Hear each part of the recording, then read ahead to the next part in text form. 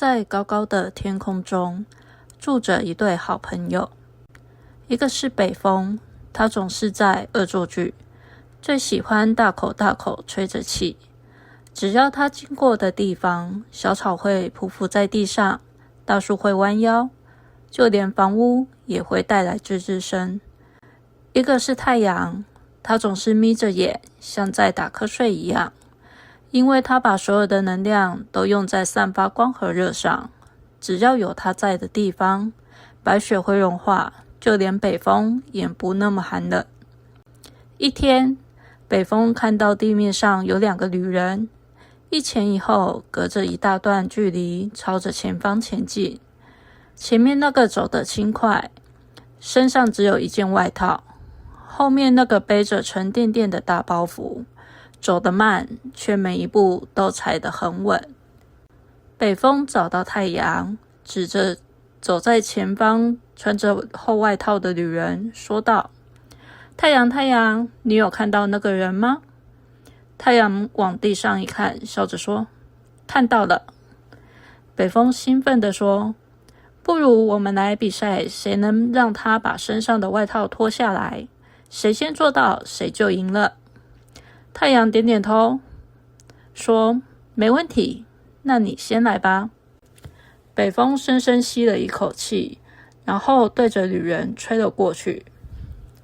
旅人被突如其来的大风吓了一跳，他心想：天哪，风怎么突然这么大，差点都要跌倒了。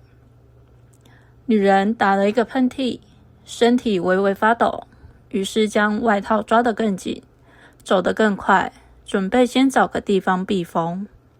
北风见到女人，反而将外套抓紧，心急的他再次深吸一口气，更用力地吹了过去。呼呼呼！这一回，风声经过的地方，树上的树枝被吹断，动物们纷纷躲到藏身处。远处那个背着大包袱的女人，将帽子压低，默默侧身让过风头，继续往前走。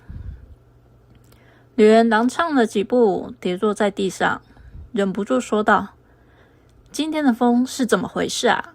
让人站都站不稳。北风垂头丧气地对太阳说：我失败了，换你吧。太阳点点头，眯着眼睛，开始散发自己的光和热，连路边缩着身子的花朵都慢慢挺直了腰。女人却仍然紧裹着外套，因为空气中还残留着北风的冷冽。太阳加大了力道，周围的空气渐渐暖和。女人终于松开紧抓外套的手指，起身继续往前走。远处那个背着大包袱的女人悄悄走进路边的树荫，停下脚步望着前方。女人的脚步越走越沉，额头冒出细汗，一手扶着路边的石头喘气。太阳看了看，心想：再一点点她就要脱了。于是继续散发光和热。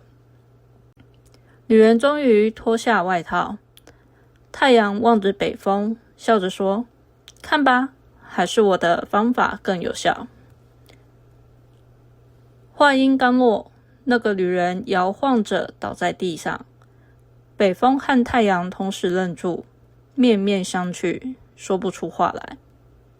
这时，那个背着大包袱的女人从树荫里走了出来。她一路走来，将风暴和烈日都看在眼里。她弯腰将倒地的女人移到树下，然后缓缓抬起头，对着天空说：天哪，太冷和太热，人都会受不了的。